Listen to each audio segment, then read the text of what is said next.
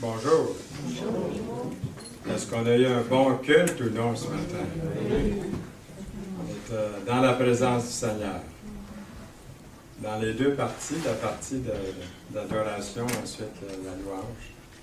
Et puis là, on entre dans l'autre partie, celle de l'enseignement de la parole. Alors, je vous inviterai à l'ouvrir, cette Bible, cette parole, dans Éphésiens, le chapitre 6. Lorsqu'on dit 1 Corinthiens 13, ça vous fait penser à quoi?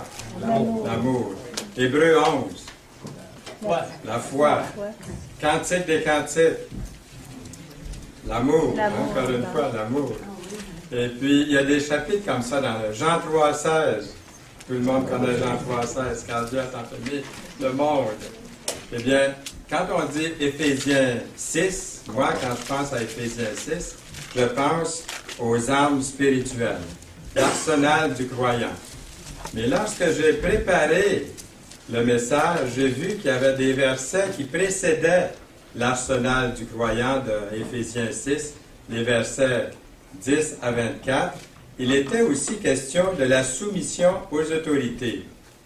Et dans les 9 premiers versets du chapitre 6 d'Éphésiens, Éphésiens 6, 1 à 9, il ne faut pas négliger ces versets-là, considérer, avant de parler des âmes spirituelles, de considérer aussi ces versets-là que nous trouvons au début du chapitre 6.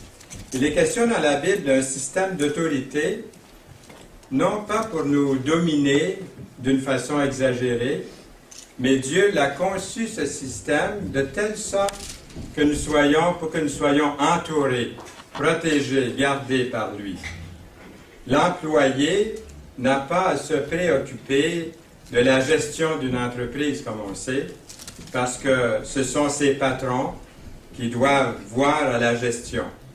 Le citoyen n'a pas à s'inquiéter de l'arrestation des criminels dans sa région, parce qu'il y a des policiers et le système judiciaire pour régler ces problèmes-là. L'enfant n'a pas à s'inquiéter pour payer les factures de toutes les charges de la maison, il n'a pas à s'en occuper, parce que ce sont les responsabilités qui relèvent des parents. Nous lisons par conséquent, « Enfants, obéissez à vos parents selon le Seigneur, car cela est juste. Honore ton père et ta mère. » C'est le premier commandement avec une promesse, afin que tu sois heureux et que tu vives longtemps sur la terre. Dans Éphésiens 1 à 6, versets 1 à 3. Que faire s'ils ne sont pas, ces parents-là, le genre de parents qu'ils devraient être? Nous avons un exemple dans Genèse chapitre 9. J'aimerais vous donner un exemple biblique à propos de ce texte que nous retrouvons dans Genèse 9, au verset 22. Cam, père de Canaan, vit la nudité de son père. Il le rapporta dehors à ses deux frères. Alors Sam et Japhet prirent le manteau, le mirent sur leurs épaules, marchèrent à reculons et couvrirent la nudité de leur père, comme leur visage était détourné, ils ne virent point la nudité de leur père. On voit que Cam a manqué de respect pour son père. Noé a prononcé plus tard une malédiction sur la lignée de Cam. Les deux fils aînés, eux, avaient montré du respect pour leur père. Il est écrit pour les parents, « Et vous, pères, n'héritez pas vos enfants, mais élevez-les en les corrigeant, en les instruisant. » Et là, j'ai souligné, « selon le Seigneur. » Autrefois, je me suis dit, il aurait peut-être fallu qu'il soit aussi écrit, « Enfants, n'héritez pas vos parents. » Combien de fois j'ai été hérité par mes enfants? Et puis je me demandais, je cherchais dans la Bible partout, il n'y a aucun verset qui dit ça. Alors, j'ai appris ma leçon et puis, Parfois, les parents s'impatientent, c'est vrai. J'allais dire avec raison. Ils s'impatientent de leurs enfants, ou il en arrive à punir, à discipliner leurs enfants plus sévèrement que ce qui est nécessaire pour l'infraction commise. Je me rappelle quand on était déjà mariés, on a invité mes parents, mon père à la maison pour manger. Puis on a pu parler, puis j'ai dit, là, c'est comme si je voulais lui dire quelque chose maintenant que j'étais grand. Mais je n'ai jamais été très, très grand. Là, je voulais quand même lui parler, et je lui ai dit, j'ai dit, Père, lorsque tu me reprenais, avais-tu besoin d'exagérer puis de continuer? J'avais compris. Il s'est mis à pleurer quand j'ai dit ça. Ça l'a tellement touché.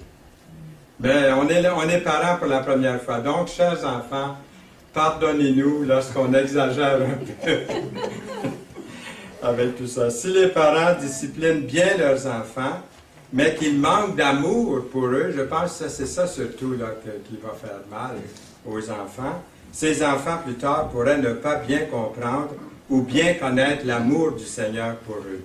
Donc, c'est important de leur donner beaucoup, beaucoup d'amour à ces enfants-là. Dans le Proverbe 22, verset 6, nous lisons « Instruis l'enfant selon la voie qu'il doit suivre. » Moi, j'appelle ça l'action ou le geste de foi pour les parents. Instruis l'enfant selon la voie qu'il doit suivre. Et quand il sera vieux, le côté de la foi, il ne s'en détournera pas. Vous ne savez pas le plaisir que j'ai de voir mon fils aujourd'hui de 53 ans. 52 ou 53? 52. Je l'ai vieilli d'un an. De voir combien il aime le Seigneur et puis il continue à le servir et tout ça. Il y a eu des fois dans sa vie, lorsque je l'ai vu, je me suis demandé, mais par la foi, nous avons mis ce verset-là. Seigneur, fais quelque chose. Et je sais que vous priez tous pour vos enfants en ce moment. Que le Seigneur puisse les sauver, ceux qui n'ont pas encore connu le salut par grâce. Un mot maintenant pour les serviteurs. Serviteurs, obéissez à vos maîtres selon la chair avec crainte et tremblement, dans la simplicité de votre cœur comme à Christ. Peut-être qu'avec tremblement, on va laisser ça de côté. Hein? Quelqu'un peut-être pourrait dire, devant les patrons, serviteurs. Nous n'avons plus l'esclavage dans notre pays, merci Seigneur, mais ces versets peuvent s'appliquer à toute personne qui travaille pour une autre personne ou pour une compagnie. Dans 1 Pierre 2, les versets 13 et 14, « Soyez soumis à cause du Seigneur, à toute autorité établie parmi les hommes, soit au roi, comme souverain, soit au gouverneur, comme envoyé par lui pour punir les malfaiteurs et pour approuver les gens de bien. Nous obéissons aux autorités parce que nous aimons Dieu. C'est ça qui fait la différence. Et que nous souhaitons l'honorer, ce Dieu que nous aimons, qui nous a sauvés, qui nous a donné la vie. Nous sommes une lumière pour Dieu dans notre monde, dans notre milieu, dans notre travail, à l'école, partout. Nous lisons, est-ce la faveur des hommes que je désire ou celle de Dieu? Alors c'est Dieu que nous servons. Est-ce que je cherche à plaire aux hommes? Si je plaisais encore aux hommes, je ne serais pas serviteur de Christ. Galates 1:10. Comment Joseph, vous connaissez tous l'histoire de Joseph, comment Joseph, fils de Jacob, s'est-il comporté envers ses frères quand ceux-ci l'avaient jadis vendu? Même ils voulaient le tuer. Ils l'ont vendu comme esclave au pharaon d'Égypte. Est-ce qu'il y a eu chez Joseph plus tard rancune, haine, vengeance? Joseph semblait irrité pensez-vous qu'il semblait irrité lorsque Pharaon l'a envoyé en prison pour quelque chose qu'il n'avait jamais fait? Il est encore écrit concernant les serviteurs, non pas seulement sous leurs yeux, comme pour plaire aux hommes, mais comme des serviteurs de Christ, qui font de bon cœur la volonté de Dieu. Servez-les avec empressement. Peut-être quelqu'un va dire avec empressement, je pourrais bien laisser ça de côté. Mais servez-les avec empressement. Comme servant le Seigneur. Encore une fois, c'est à souligner. C'est pour le Seigneur. Comme servant le Seigneur. Le patron ne le sait pas, mais vous servez le Seigneur. C'est lui votre vrai patron. C'est pour plaire à Dieu. Le patron ne le sait pas, il n'a pas besoin de le savoir, mais il va dire, il y a quelque chose, ce gars-là, qui n'est pas comme cette femme-là, qui n'est pas comme les autres. Sachant que chacun, soit esclave, soit libre, recevra du Seigneur selon ce qu'il aura fait de bien. Un mot maintenant pour les patrons, il ne fallait pas les laisser de côté. Et vous, maîtres, agissez de même à leur égard.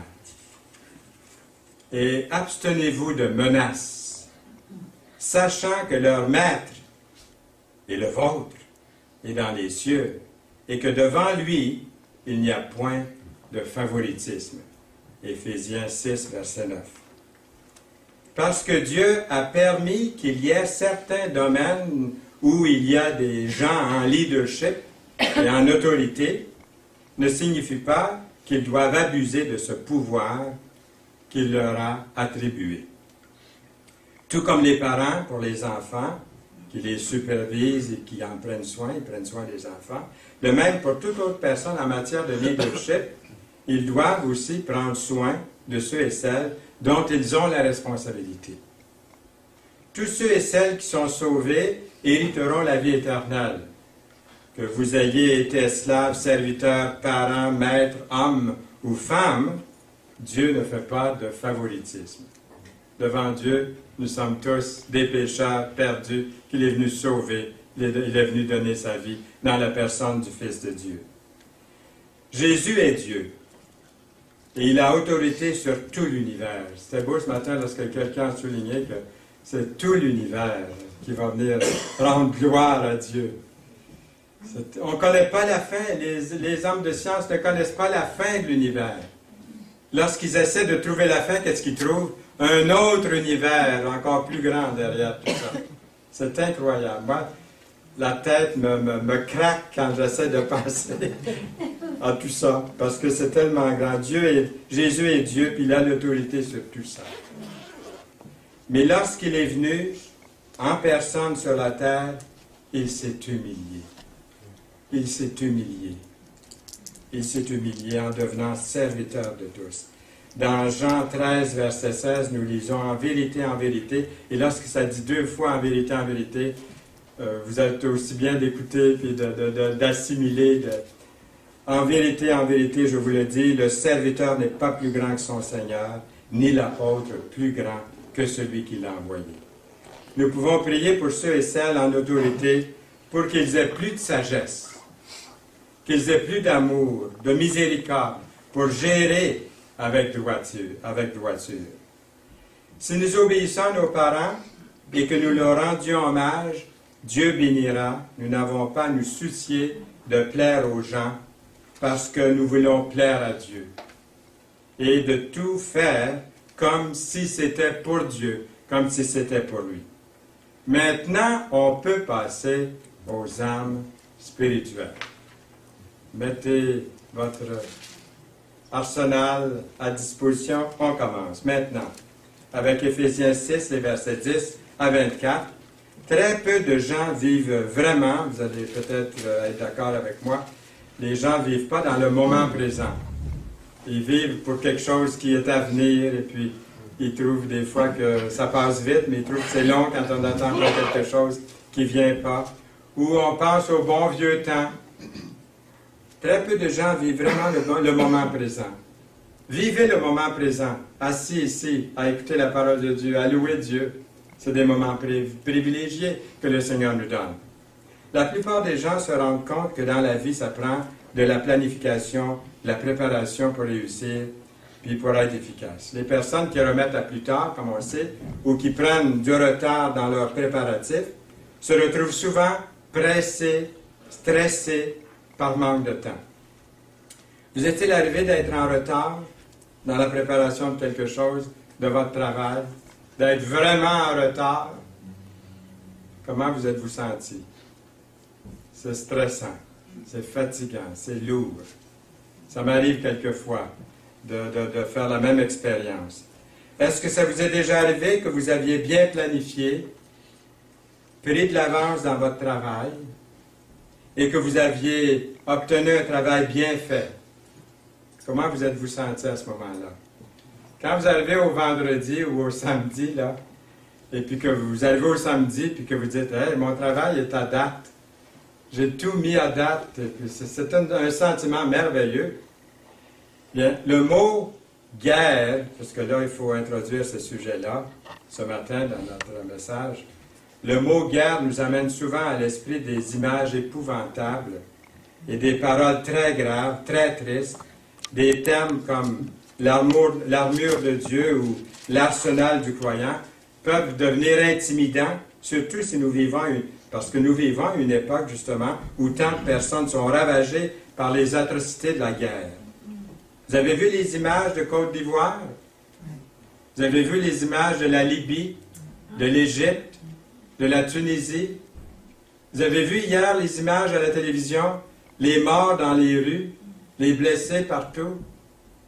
Alors quand on parle de guerre, même si c'est pour apporter dans un message, c'est drôle, moi c'est étrange, mais ça me donne un drôle de goût de parler de la guerre. Mais pourtant, tout comme nos militaires, le peuple de Dieu est en quelque sorte une armée qui doit être formée, préparée, prête pour la bataille. Si nous n'avons pas notre armure ou nos armes, nous serons une proie facile pour notre ennemi. Nous pourrions être gravement blessés. Si vous dormiez, vous venez de vous réveiller. Nous sommes arrivés à la fin de l'Épître aux Éphésiens où nous sommes mobilisés pour le combat. Comment faire coïncider toute cette question de guerre avec tous les messages de la parole de Dieu sur l'amour, la réconciliation, la miséricorde, que nous avons étudié souvent ensemble? Même si la guerre a un côté très négatif, il peut y avoir aussi, terrible que cela puisse paraître, un combat pour la justice et la droiture. Souvent, un groupe de pays ou un peuple se livre à une guerre pour arrêter la violence et l'injustice d'un chef quelconque ou d'un ministre ou d'un président d'un pays. Parfois, les gens entrent en guerre non pas parce qu'ils le veulent, mais parce qu'ils ressentent une obligation d'arrêter le mal qu'ils voient se commettre tout autour d'eux. Autant que vous avez le désir de servir Dieu et de vivre votre vie pour le Seigneur, il y a un ennemi. Et quel est cet ennemi-là? Quel est votre ennemi? Il y a un ennemi, un réel ennemi, un ennemi tangible. Des fois, je me dis, il y a des gens qui disent, je ne crois pas en Dieu, je suis athée. Mais je leur dis, croyez au moins au diable. Regardez comment ça va dans le monde aujourd'hui. Croyez au moins au diable si vous ne croyez pas en Dieu. Peut-être que ce sera un début pour eux d'arriver à croire en Dieu. Parce que nous savons que le Seigneur va vaincre, qu'il a vaincu à la croix. Et le diable est un véritable ennemi de Dieu. On dit que le plus grand singe de Dieu, c'est le diable. Il aimait Dieu en tout, c'est pour ça que les gens se laissent séduire si facilement. Il se présente sous toutes sortes de formes. Il existe, il n'est pas vilain, il n'est pas ce vilain monstre rouge avec une corne, avec des cornes, avec une fourche.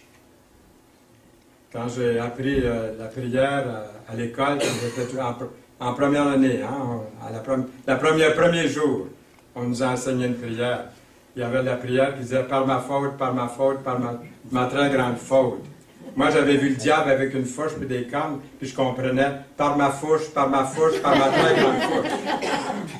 Mais le diable est tout le contraire de ce que c'est que l'Écriture nous présente. Il peut se présenter comme un ange de lumière à vous et à moi. Pas avec une fourche. La preuve qu'il vit, regardez les jalousies. Regardez les meurtres, la preuve qu'il existe. Regardez l'injustice, les vols, l'égoïsme, l'orgueil qui existe partout tout autour de nous. Il existe. Dès le commencement du monde, Satan a voulu démolir le royaume de Dieu, a voulu démolir les hommes et les femmes qui veulent marcher, combattre pour le royaume de Dieu. L'Épître aux Éphésiens devrait nous rappeler d'une façon positive que tout ce dont nous avons besoin dans notre vie chrétienne ne dépend pas de nous, mais vient de Dieu en abondance. La vérité, la justice, la paix, le salut, la parole de Dieu, toutes ces choses nous viennent de Dieu. Le diable ne peut pas prétendre à la victoire sur notre vie maintenant que nous appartenons au Christ. Mais cela n'empêche pas le diable d'essayer quand même. Est-ce qu'il essaie, oui ou non? Il essaie pas mal, hein? Continuellement. à tous les jours, il vient nous attaquer, il vient nous tenter, il vient nous mettre des idées. On chante un beau cantique, notre idée peut partir à d'autres choses. On entend un message, peut-être que on est en train de planifier notre semaine. On entend un verset de la parole. Oh, qu'est-ce que c'est le verset qui a été lu? Je ne prêtais pas attention. Nos pensées, qui est-ce que c'est qui agit? Qui est-ce qui essaie de mettre la discorde dans notre pensée, dans notre cœur? Ça n'empêche pas le diable d'essayer, comme je dis, de vous livrer bataille.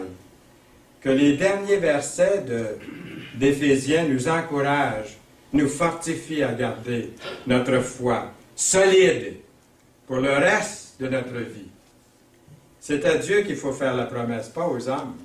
C'est au Seigneur qu'il faut faire ses promesses. L'Écriture nous encourage à devenir des forts. Devenez forts avec la force très puissante du Seigneur.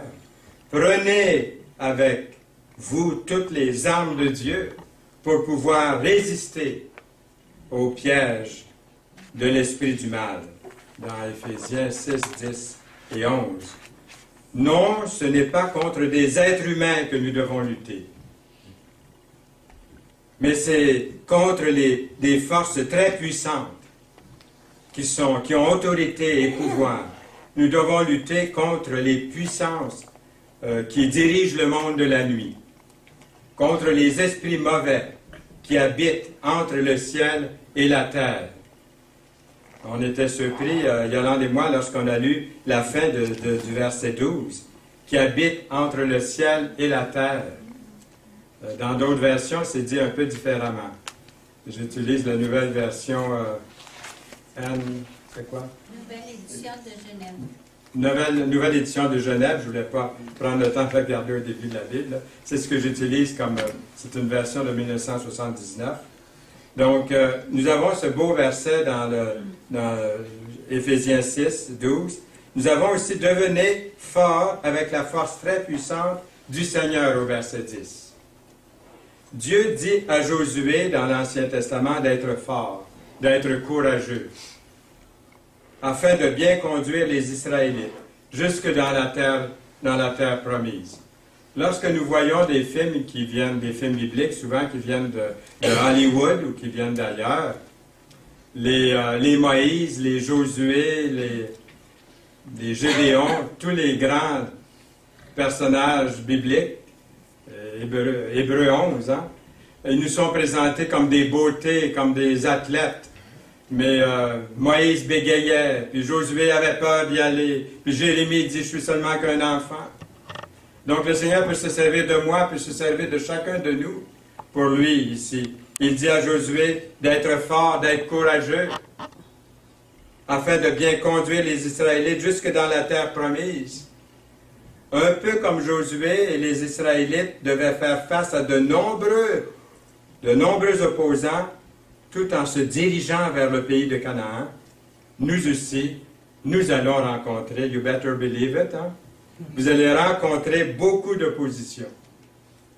Comme chrétiens nés de nouveau, nous ne pouvons pas nous dégonfler devant l'adversaire.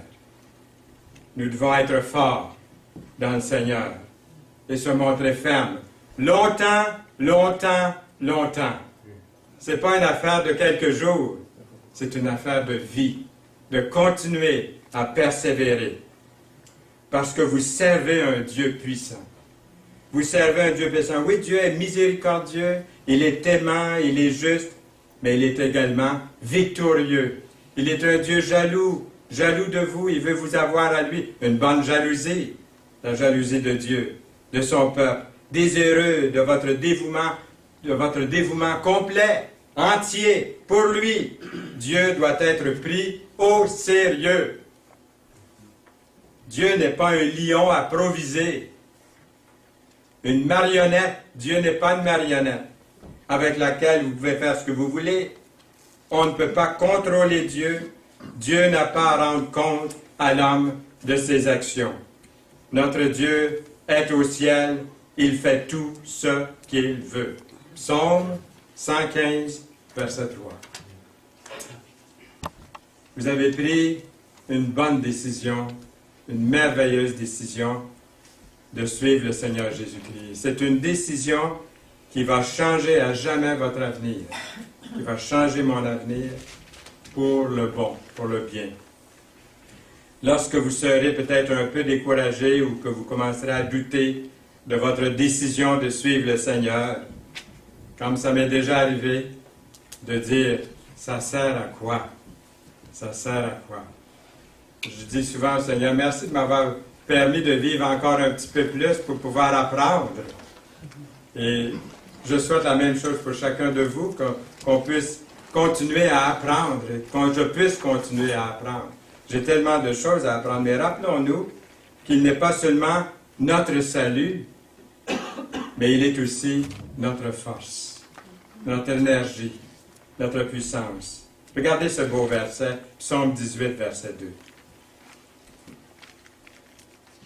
Éternel, mon rocher, ma forteresse, mon libérateur, mon Dieu, mon rocher, où je trouve un abri, mon bouclier, la force qui me sauve, ma haute retraite.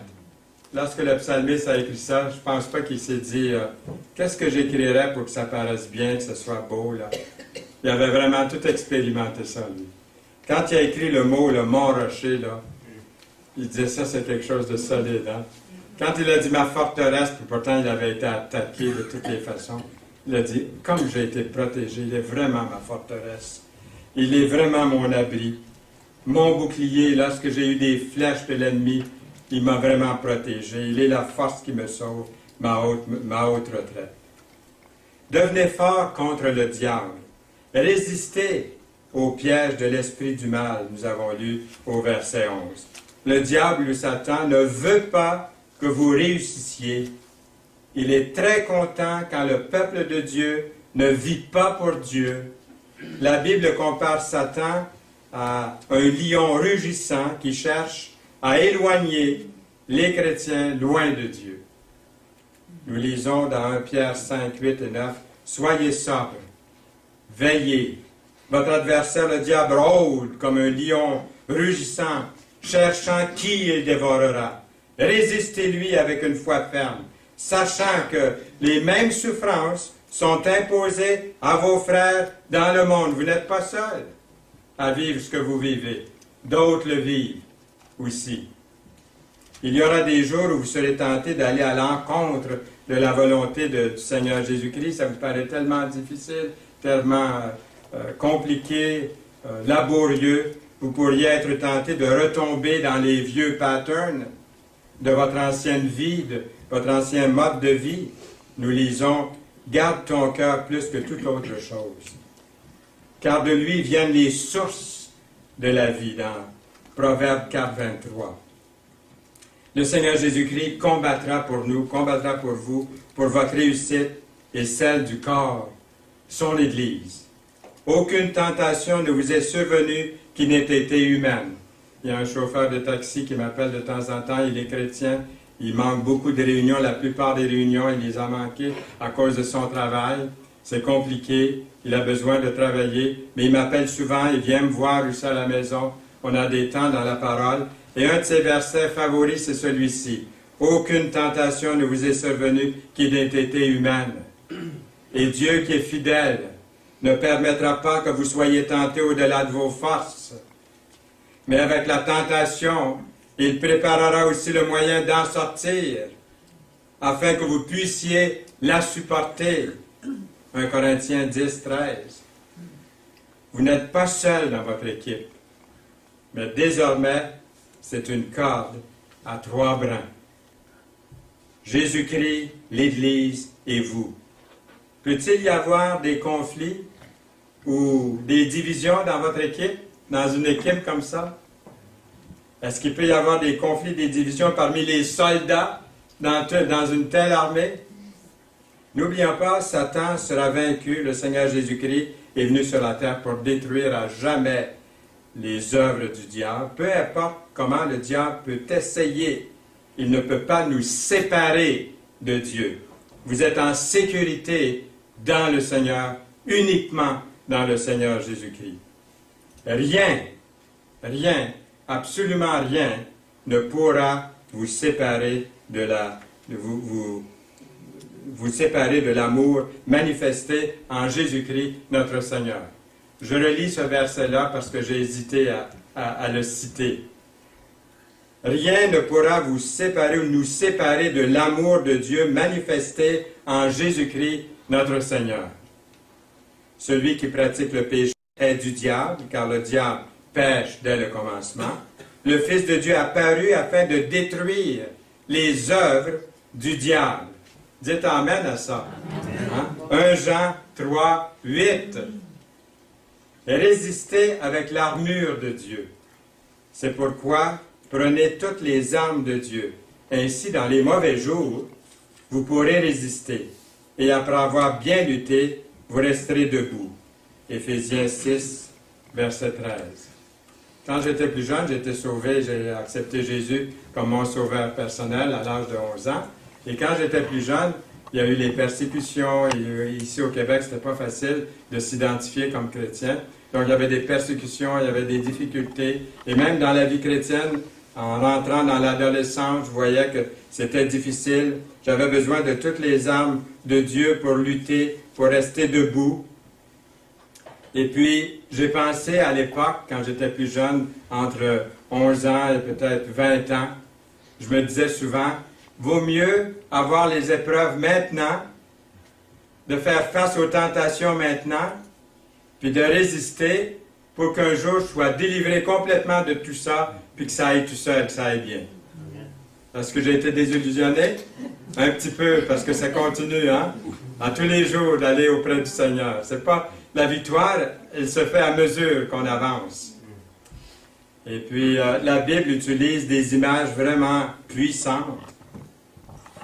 Bien que notre armure militaire aujourd'hui soit différente, elle est différente de nos jours, vous pouvez vous imaginer un soldat, autrefois, qui se revêtait, je pense à David, qui ne voulait rien savoir de l'habillement du soldat, ça devait peser une tonne, ça, sur le dos. Il dit, moi, j'y vais comme ça, là, je suis habillé, là, je peux aller à la guerre avec sa fronde, et puis, hein. C'est incroyable, hein, même aujourd'hui, vous avez vu les soldats? Hein, ils ressemblent à des gens de l'espace, là, je sais pas, la science-fiction, hein, avec les grosses affaires, puis tous les chapeaux, puis je sais pas, toutes sortes de choses qu'ils ont inimaginables pour les protéger. Quelle différence! Vous pouvez vous imaginer un soldat qui se revêt avec beaucoup d'attention, chaque chose est importante. De tout ce lourd équipement qui va l'assurer d'une certaine protection. Il y a un ordre dans tout ça. Avant de partir pour la zone de combat, il se prépare, il s'habille pour le combat. Comme le chrétien, nous sommes au combat, il faut être habillé à tous les jours pour le combat. Du fait que notre ennemi est une force spirituelle et invisible, il est logique de penser que notre armure soit également spirituelle et invisible. Imaginez-vous revêtir la vérité, la justice, l'Évangile, la foi, le salut, la parole, chaque jour. La vérité pour ceinture, verset 14. Tenez donc ferme, ayez à vos reins. La vérité pour ceinture. Le Seigneur Jésus-Christ a proclamé, « Je suis le chemin, la vérité et la vie. Nul ne vient au Père que par moi. » Moi, j'aime à le lire comme je l'ai vu dans une autre traduction. « Je suis le chemin », Jésus dit, « Je suis le chemin, la vérité et la vie. Personne ne vient au Père que par moi. » Il me semble que ça se rend plus quand on le lit comme ça. Parce qu'aujourd'hui, on dit, ah, toutes les religions sont bonnes. Tous les chemins mènent à Rome. Et il faut construire des ponts. Mais Jésus dit, je suis le chemin, la vérité et la vie. Personne ne vient au Père que par moi. C'est par le pouvoir et l'autorité de cette vérité-là, que nous portons la parole de Dieu tous les jours. C'est pas rien. La cuirasse de la justice, verset 14. Revêtez la cuirasse de la justice. La façon dont on vit notre vie est importante non seulement lorsque nous sommes devant les gens, devant tout le monde, mais aussi lorsque nous sommes seuls. Lorsque nous sommes seuls, c'est important aussi de vivre là pour le Seigneur. En vivant dans l'honnêteté, vous ne donnez aucune chance à Satan de brouiller votre vie ou la réputation de l'Église ou le nom de Dieu. Heureux ceux qui ont faim et soif de la justice, nous dit Jésus dans Matthieu 5, 6, car ils seront rassasiés. Cherchez premièrement le royaume et la justice de Dieu, et toutes ces choses vous seront données par-dessus, Matthieu 6, 33. Nous nous rendons recommandables à tous égards, comme serviteurs de Dieu, de 2 Corinthiens 6, verset 4. Les chaussures de l'Évangile, verset 15. J'aime mieux d'autres traductions que celles que j'ai utilisées ici. C'est marqué comme sandales. Ce serait mieux si c'était plus à propos, si c'était écrit comme bottes. Hein, comme bottes, comme chaussures de guerre, avec des fers dans les talons puis par-dessus les orteils.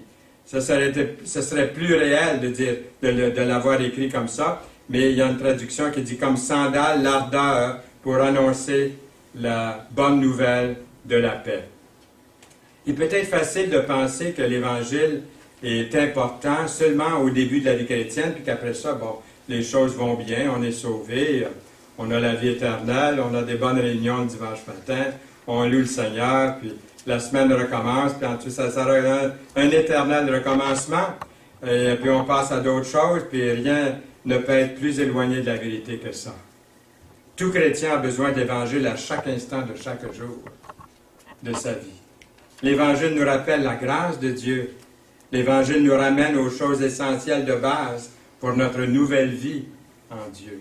L'Évangile nous donne le courage de partager le Seigneur Jésus-Christ avec les autres, toujours en espérant avec foi qu'ils trouveront le salut tel que présenté dans le Nouveau Testament.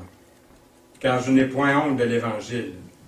C'est la puissance de Dieu pour le salut de quiconque croit, du juif premièrement, puis du grec, parce qu'en lui est révélée la justice de Dieu par la foi, pour la foi et pour la foi, selon qu'il est écrit, le juste vivra par la foi, dans Romains 1,16. En effet, le bouclier de la foi, verset 16, prenez par-dessus tout cela le bouclier de la foi. L'Épître aux Hébreux donne clairement la définition de la foi. La foi est une ferme assurance des choses qu'on espère, une démonstration de celles qu'on ne voit pas. La foi apporte la réalité de l'existence de Dieu dans ma vie, dans votre vie. Nous ne vivons pas notre vie en espérant que Dieu existe. Je répète, nous ne vivons pas notre vie en espérant que Dieu existe. Nous croyons que nous pouvons savoir avec certitude qu'il existe. Nous ne cherchons pas ce qu'on peut voir, nous cherchons les choses qu'on ne voit pas. En effet, ce qu'on peut voir ne dure pas longtemps. C'est vrai ça? Mais les choses qu'on ne voit pas durent pour toujours. 2 Corinthiens 4, verset 18, dans Parole de vie, j'ai aimé la façon que c'est écrit. En quoi consiste le bouclier de la foi pour nous protéger? Le verset 16. Prenez par-dessus tout cela le bouclier de la foi, avec lequel vous pourrez éteindre tous les traits enflammés du malin, et ils sont nombreux. Ils sont nombreux. Le diable essaie de nous blesser avec la tentation, la condamnation, les mensonges, les vaines imaginations, puis toutes sortes d'autres attaques. Si notre foi en Jésus est forte et ferme, on pourra reconnaître toutes ces flèches enflammées et nous protéger contre elles. Le casque du salut, verset 17. Prenez aussi le casque du salut. Lorsqu'on commence à douter, quand on pense que peut-être on n'est pas assez bon pour recevoir l'amour de Dieu. Est-ce que ça vous est déjà arrivé de penser ça? Que vous n'êtes pas assez bon ou assez bonne pour recevoir l'amour de Dieu? Que vous vous êtes trompé. Que vous faites erreur si vous avez pensé que vous n'êtes pas assez bon ou trop méchant, peut-être. D'autres, c'est trop méchant. Pas assez bon pour avoir C'est une catégorie pas assez bonne pour recevoir l'amour de Dieu, puis l'autre catégorie, trop méchant pour recevoir l'amour de Dieu. Est-ce que vous avez déjà pensé à ça? J'ai déjà pensé, oui. Pour recevoir l'amour de Dieu, on a seulement besoin de se rappeler de l'œuvre du Seigneur Jésus-Christ sur la croix. Pour les criminels, comme on a vu ce matin. Pour nos péchés. Là où vraiment il a apporté le salut de notre être tout entier, esprit, âme et corps. Le corps n'est pas encore transformé, mais il va l'être. Le corps que vous avez, un jour vous allez l'avoir, hein? Il va être extraordinaire. Il n'y a rien qui peut... Il va être comme celui du Seigneur que le Seigneur a présentement. Il est le seul qui a ce corps présentement. Il n'y en a pas d'autre que Jésus. Il l'a eu à la résurrection. Un jour, nous allons tous être enlevés ou transformés à son image, exactement comme lui, dans notre corps. Et avez-vous déjà pensé à ça? Ça va être absolument incroyable, merveilleux. Il a apporté le salut à notre être tout entier. Le salut nous met à l'abri des pièges du diable. Le salut nous assure une place de choix dans le royaume de Dieu. En lui, vous aussi, après avoir entendu la parole de la vérité, l'évangile de votre salut, en lui vous avez cru. Et vous avez été quoi? Scellés. Soulignez ce mot-là dans votre Bible, vous avez été scellés du Saint-Esprit qui avait été promis. Éphésiens 1, verset 13. Les gens vont porter un casque pour se protéger la tête. Les bicyclettes sont sorties, là. Les motocyclettes aussi. Puis là, on en voit de ces casques-là, des casques semblables. Si quelqu'un se blesse à la tête, c'est toujours grave. C'est toujours grave. En particulier, dans certaines activités. Vous avez vu au hockey ces derniers temps, on en parle beaucoup, là. Même avec un casque, ils se sont blessés. Tels que certains sports, comme le hockey, j'ai mentionné, mais aussi il y a des travaux de construction. Il y a la moto aussi. Ma fille fait de la moto, puis je suis toujours inquiet quand je pense que la saison commence, puis je la vois sur sa grosse moto. Elle est allée en Arizona, elle est allée un peu partout, voyage avec sa moto. C'est un sport, que Dieu la protège, la garde. Je ne suis pas contre la moto, mais elle doit porter l'équipement pour se protéger. Et je sais qu'elle est très prudente, qu'elle prend soin d'elle. En quoi donc notre salut nous protège-t-il? En quoi le salut vous protège-t-il? C'est que nous sommes rachetés par le Sauveur, Jésus-Christ, l'unique. Nous sommes sauvés de la mort éternelle, nous possédons la vie éternelle avec Dieu. Car la grâce de Dieu, source de salut pour tous les hommes, a été manifestée. Tite 2:11.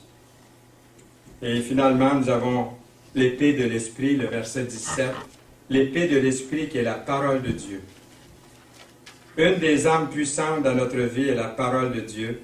Cette étude dans le chapitre 6 d'Éphésiens n'est pas le début pour explorer, n'est que le début, je devrais dire, pour explorer puis développer ce que la Bible a à dire sur notre nouvelle vie. Une personne peut posséder une arme, mais sans jamais être formée sur la façon de l'utiliser correctement, cette arme-là. Sans cette formation, l'épée est inefficace dans la bataille.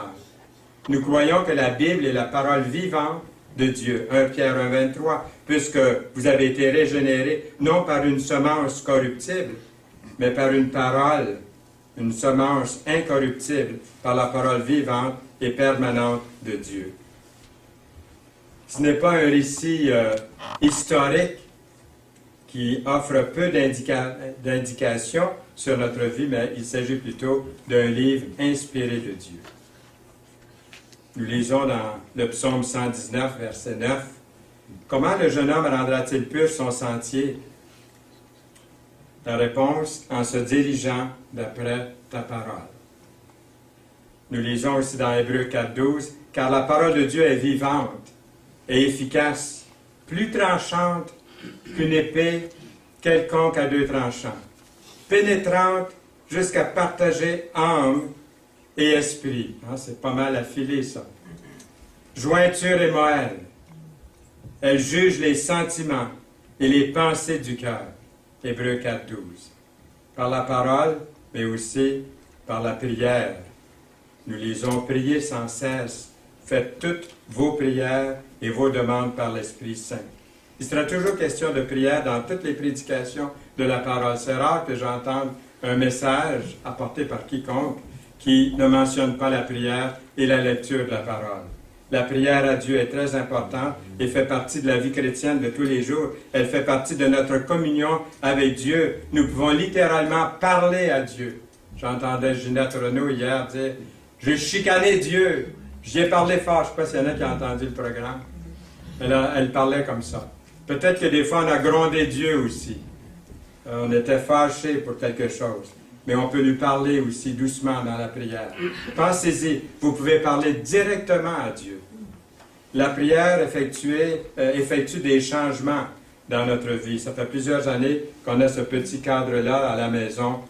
Et on regarde souvent, en passant, on regarde ce texte. La prière fournit une intimité dans notre relation avec Dieu, tout comme fait la parole de Dieu.